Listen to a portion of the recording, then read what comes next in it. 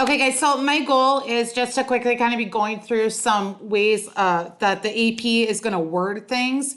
And so you know kind of what to look for. And if it says this, this is what you should do.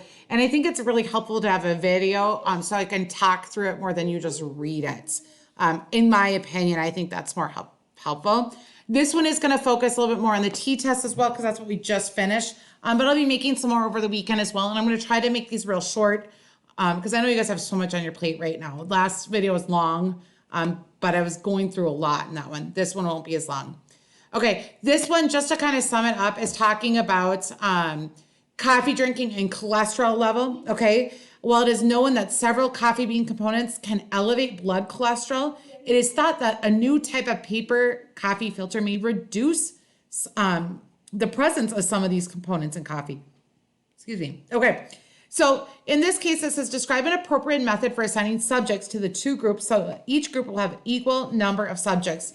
When you're talking about a method, use the hat method, please. Okay. There are 300 participants. They're going to be assigned to one of two groups. The experimental group, okay, who will have drank the coffee made from the new filter, and then the control group who will have the standard filter.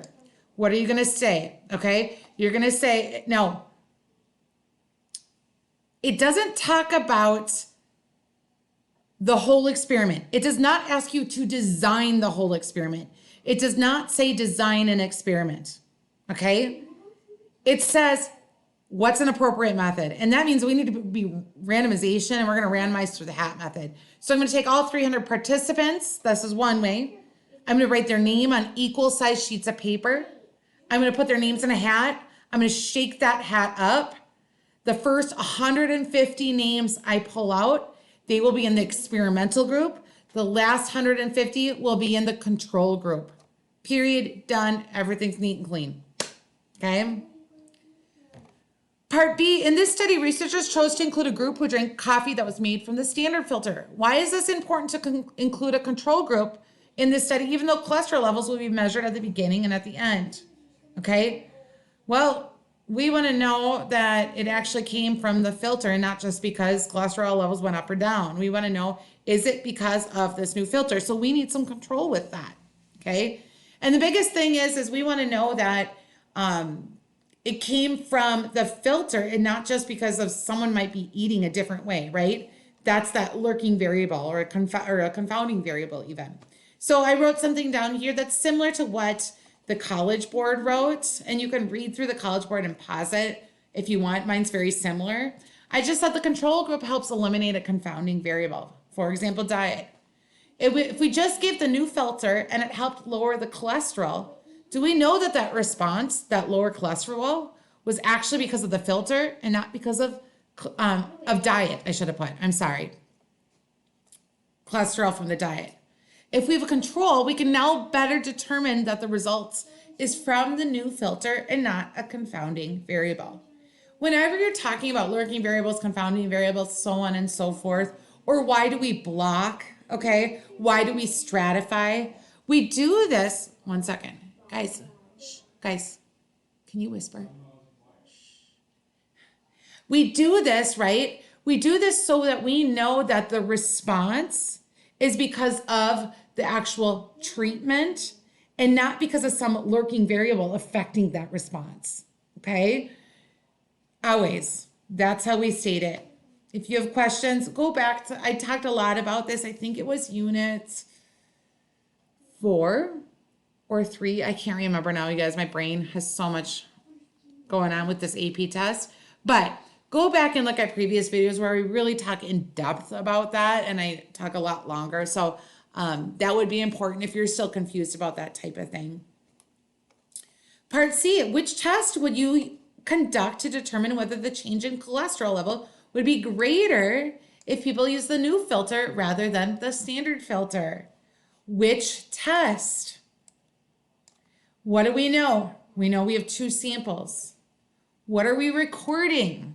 Okay, what are we recording? Does it say what we are recording?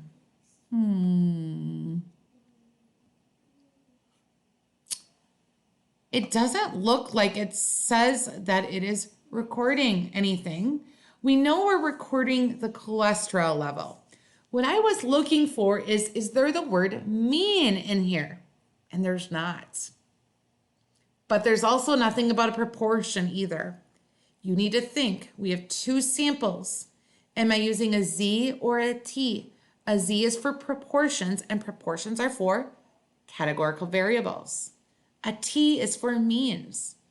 And a cholesterol level, we can find an average cholesterol level. So we're doing a two sample, because we have the control group and the new filter group, two sample t-test for mu. 1 minus mu 2, okay? Why would researchers choose to use only non-smokers in the study? This is huge. This is just a piece of control, okay? Because smokers possibly are gonna have higher cholesterols. Smoking is a bad health habit, and if you're gonna smoke, you maybe have other bad health habits as well, which means your cholesterol levels could already be kind of out of whack or out of sync. So this is just a way to reduce variation, okay? So you need to state something about, we're gonna reduce variation. The cholesterol levels may be all over the place if we have smokers and non-smokers. Let's reduce that variation by using non-smokers only. So that takes that variable of being a smoker and having your cholesterol levels be affected by that as well, okay? That's part D. This is a great question because it reviewed some sampling, right, with us. And then it also has that significance test question in there as well. You don't have to do it. It's just asking what test. Next one I want to go through, let's look at the question here. Okay, we don't need to look at part B. Okay, I want to look at part A. I only want to look at part B. Okay, in part B, it says the hospital administrator wants to perform a two sample t-test to determine whether the average number of minutes past the scheduled starting time changed after the memo was sent. State the conditions for the test. For each condition, comment on whether or not it appears to be met. Please, please, please. This is one where it's asking if the conditions are met or not. This is not one where you say, oh, it's symmetric enough. It's going to be one or the other. And I don't have the dot plots up there. I apologize. But there's going to be something that is just blatantly wrong. Like it's not random. Okay. Don't assume anything here. In this one, they're getting at, do you know if the conditions are met or not? And I believe in this one, the random condition is not met. Okay, so you can state that right away. However, it does talk about each condition. So don't just stop. Do every single condition and comment if it's met or not. And just don't go further than you need to. Please do not do the test. Okay, I think this is the last one I have. Yay. Okay, let's look at this one. Display the dot plot for each group to compare the distribution of student to teacher ratios in the top 10 schools with the distribution of the bottom 10 schools. Comment on the similarities and differences between the two distributions. Socks, you guys, shape, outliers, center, spread. What's similar about them? What's different? Okay, what is similar about these two? They both appear symmetric. Okay, what's different? The spread of the highest proportion is greater than, using comparison words, right? Greater than the spread of the lowest proportion. Okay. There's not necessarily any outliers per se. We don't know. We would have to calculate, but there are more extreme observations in the highest proportion versus the lowest proportion. So that's another difference. What have we talked about so far? We have talked about the shape. They're both symmetric. We have talked about the spread.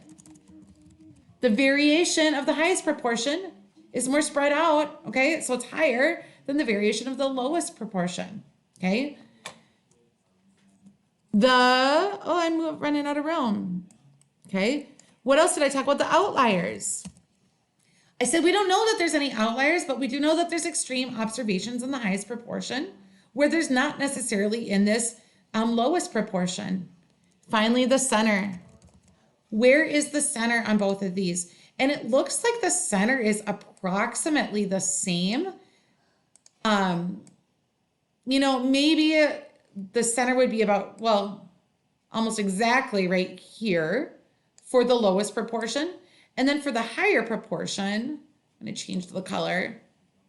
It's going to be probably about right, well, I think right there as well. Okay? Maybe down a little bit, back a little bit. Okay? Okay, so the centers are approximately the same. So this is talking about similarities and differences. So how is it going to change a little bit? You talk about the shape and the center together. The shapes are the same, as well as the centers are approximately the same.